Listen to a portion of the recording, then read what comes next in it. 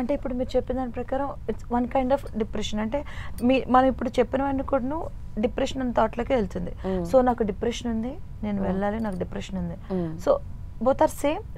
Depression ఉన్న వాళ్ళే ఇక్కడికి రావాలి లేదు, దేర్ ఇస్ డిఫరెంట్, డిప్రెషన్ అనేది డిఫరెంట్, ఈ కేటగిరీ డిఫరెంటా? మీరు చాలా మంచి క్వశ్చన్ అడిగారండి. ఇది ఏంటంటే ఇది ఎలా డిఫరెన్షియేట్ చేసుకోవాలనేది కరెక్ట్. అసలు దాన్ని గుర్తించడం అనేది చాలా మందికి తెలియదు. అంటే మెంటల్ హెల్త్ అవేర్నెస్ ఉండదు కాబట్టి ఇప్పుడు చాలా మందిలో నేను గమనించింది ఏంటంటే లైఫ్ ఇలాగే ఉంటుంది, ప్రాబ్లమ్స్ ఇలాగే ఉంటాయి, పిల్లలు ఎవరు వాళ్ళు సెటిల్ అవుతారు, మనకి ఇలాగే అనిపిస్తుంది, ఇలా ఉండడం కామన్, సో బెటర్ కోపప్ అన్నది చెప్తా ఉంటారు. సో ఎక్కడ మనం ఒక బార్డర్ లైన్ తెలుసుకోవాలంటే అలా చెప్తూ ఉన్నప్పుడు కోపప్ చేసుకుని నార్మల్కి వచ్చారా, well and good. Okay. So కానీ అలా ఉన్నా కూడా వాళ్ళు పికప్ చేయలేకపోతున్నారు లైఫ్ని. Okay. So then we need to focus on that particular ఏరియాని అప్పుడు ఫోకస్ చేయాలి మనం. అంటే వాళ్ళకి దే ఆర్ ఇన్ డిప్రెషన్ అన్నది అప్పుడు ఐడెంటిఫై చేయాలి. డిప్రెషన్ కూడా సిమ్టమ్స్ ఉంటాయండి, ఊరికనే డిప్రెషన్ అన్నాం మనం. సో అంటే మోర్ దాన్ 15 days ఎబో, అంటే 1 month కంటిన్యూగా వాళ్ళు స్లీప్లెస్ నైట్స్ ఉండడం, నిద్ర పట్టకపోవడము, అతిగా తినడము, లేదంటే అస్సలు తినకుండా స్కిప్ చేయడము, ఊరికే క్రయింగ్ స్పెల్స్, ఏడుపుస్తూ ఉంటుంది బాగా వాళ్ళకి, ఎందుకు ఏడుస్తారో తెలియదు కానీ కంటిన్యూ ఎవరైనా కదిలిస్తే చాలు ఏడుపు వచ్చేస్తూనే ఉంటుంది. ఒంటరిగా ఉన్నప్పుడు ఏడుస్తారు, ఎవరితో మాట్లాడాలనిపించదు, ఫంక్షన్స్కి వెళ్ళాలనిపించదు వాళ్ళకి, లోన్లీగా ఉంటారు, సోషల్ యాంగ్జైటీ తయారవుతుంది. సో ఈ రకరకాల సిమ్టమ్స్ ఉంటాయి మనకు ఆ టైంలో. ఒక్కొక్కసారి ఏంటంటే ఈ టైంలోనే సూసైడల్ థాట్స్ వస్తుంటాయి, ఎందుకు నా లైఫ్ ఇంకా వేస్ట్, బతికుండి ఏం చేస్తాము. సో ఇవన్నీ కూడా డిప్రెషన్ సిమ్టమ్స్ అనమాట. సో ఇవి ఉంటే మనం డిప్రెషన్గా కన్సిడర్ చేస్తాం.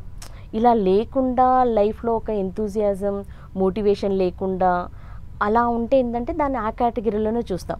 సో అక్కడ వాళ్ళకి లిటిల్ బిట్ మోటివేషన్, అవేర్నెస్ అవసరం. వాళ్ళకి బియాండ్ వెళ్ళిపోతే డిప్రెషన్లోకి వెళ్తుంది. సో ఇక్కడ ఏంటి వాళ్ళకి అవేర్నెస్ లేదు, కరెక్ట్. అవేర్నెస్ ఇస్తే వాళ్ళు ఆ ఫేజ్లోనే నార్మల్ అయిపోయి లైఫ్లో కొత్త గోల్ పెట్టుకొని ముందుకు వెళ్తారు.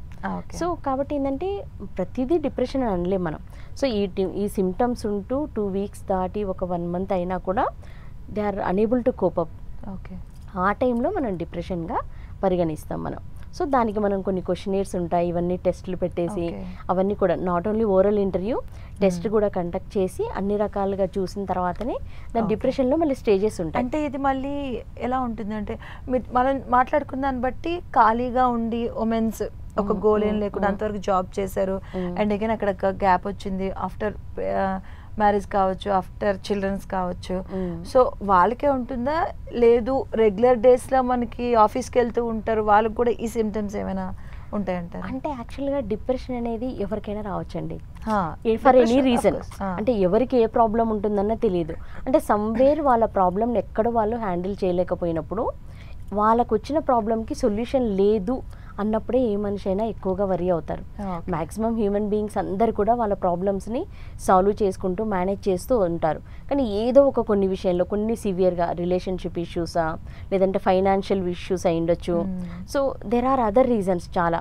సో అలాంటి ఎవరైనా బ్లేమ్ చేయొచ్చు, గొడవలు జరగచ్చు, ఇన్సల్ట్ జరగచ్చు.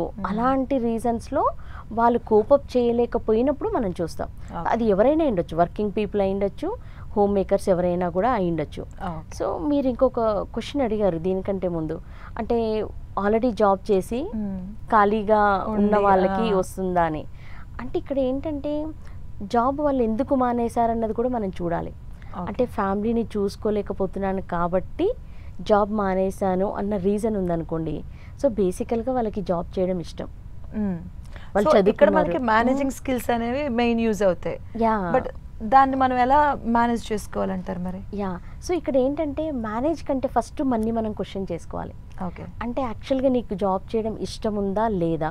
ఓకే, ఇష్టం లేకపోయినా చేస్తూ పిల్లల్ని ఫ్యామిలీని మేనేజ్ చేయలేకపోతున్నామా, లేదంటే జాబ్ చాలా ఇష్టం కానీ పిల్లల్ని మేనేజ్ చేయడం కష్టం అవుతుందా? సో ఇక్కడ ఏంటిది, రెండు పాజిటివ్గా చూస్తే తనకి జాబ్లో గ్రోత్, ఫైనాన్షియల్ ఇండిపెండెన్సీ ఉంది, తనకంటూ తను చదువుకున్న నాలెడ్జ్కి అన్నిటికి కూడా గుర్తింపు ఉంది. ఓన్లీ వన్ థింగ్, తనకు ఒక గిల్ట్ ఉంది, ఏంటి, పిల్లల్ని ఫ్యామిలీని సరిగ్గా చూసుకోలేకపోతున్నాను. సో ఇప్పుడు అలాంటి పర్సన్ ఏం అవగాహన చేసుకోవాలంటే గిల్ట్ అనేది లవ్ కాదు. యాక్చువల్గా తను ఏం ఫీల్ అవుతున్నారు, పిల్లలకి ఫ్యామిలీకి లవ్ అండ్ ఎఫెక్షన్ కేర్ ఇవ్వలేకపోతున్నాను. ఉంటుంది ఆ గిల్టీనెస్ అనేది మనం చూస్తూ ఉంటాం. ఎక్కువ ఫీల్ అయిపోతా ఉంటారు, అయ్యో నేను టైం ఇవ్వలేకపోతున్నాను, నేను ఇటువైపు ఫ్యామిలీకి టైం ఇవ్వలేకపోతున్నాను, అటువైపు ఆఫీస్లో కూడా సరిగ్గా ఉండలేదు, ఆ గిల్టీనెస్ అనేది ఉంటుంది చాలా ఉంటుంది.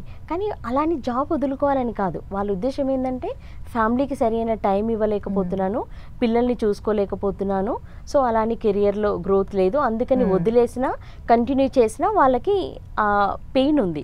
సో ఇప్పుడు మనం ఏం చూడాలంటే ఆల్రెడీ జాబ్ ఇష్టము చేయగలుగుతున్నారంటే పిల్లల్ని చూసుకోలేకపోతున్నాను అన్నది గిల్ట్ వల్ల యూజ్ ఉండదు.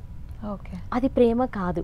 ఓకే, అంటే మనం ఇప్పుడు మనం ఏం ఐడెంటిఫై చేసుకోవాలంటే నేను గిల్ట్లో నుంచి కాదు, నేను దీన్ని ఎలా క్వాలిటేటివ్గా ఎలా ఉండాలి. Okay, now we need to talk with the family. So అలాంటి ఒక మహిళ ఏం చేయాలంటే ఫ్యామిలీతో ఫస్ట్ మాట్లాడాలి. సో నేను మనం టైం ఎలా స్పెండ్ చేద్దాము, నాకు I want to spend time with you, అంటే హస్బెండ్ అయినా పిల్లలతో అయినా కూడా టైం స్పెండ్ చేయాలన్నది మనం డిస్కషన్లోకి తీసుకురావాలి. ఓకే, నేను ఇలా ఫీల్ అవుతున్నాను అంటే మనకు ఒక కన్సర్న్ ఉందన్నది కూడా ఫ్యామిలీకి కూడా తెలియాలి కదండి. పటా ఫ్యామిలీ అంటే అందరు కూడా హస్బెండ్ పిల్లలు అందరూ ఉన్నాం కదా. సో ఫస్ట్ మన ఫ్యామిలీలో మనం చెప్పాలి, పిల్లలకి హస్బెండ్కి అందరికీ చెప్పాలి. చెప్పిన తర్వాత మనం ఎలా టైం స్పెండ్ చేద్దాం. ఓకే, అందరూ వర్కింగ్, హస్బెండ్ వర్కింగ్లో ఉన్నారు, తను వర్కింగ్లో ఉన్నారు, పిల్లలు ఎడ్యుకేషన్లో ఉన్నారు. సో ఓకే, ఒక టైం స్పెండ్ చేయడం కోసం పిల్లలు ఎడ్యుకేషన్ మానేయట్లేదు, హస్బెండ్ జాబ్ మానేయట్లేదు, ఉమెన్ మాత్రం అలా ఆలోచిస్తున్నారు.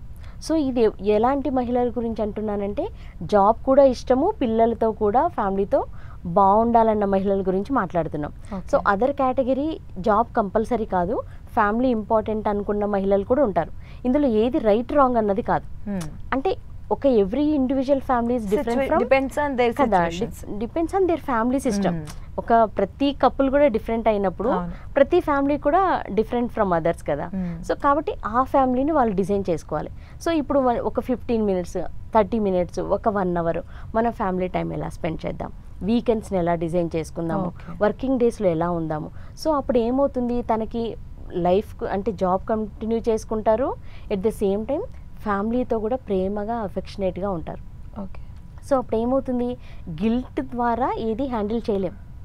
ఓకే, పైగా తను గిల్ట్ ఫీల్ అవ్వడం వల్ల ఏమవుతుంది, పిల్లలు వీళ్ళందరూ కూడా అంటుంటారు సరైన టైం ఇవ్వట్లేదు, చేయట్లేదు అన్నది ఆటోమేటిక్గా అక్కడ రిఫ్లెక్ట్ అవుతుంటుంది. సో వెన్ వీఆర్ కాన్ఫిడెంట్, మనం కాన్ఫిడెంట్గా ఉండి గిల్ట్ నుంచి హ్యాండిల్ చేయొద్దు.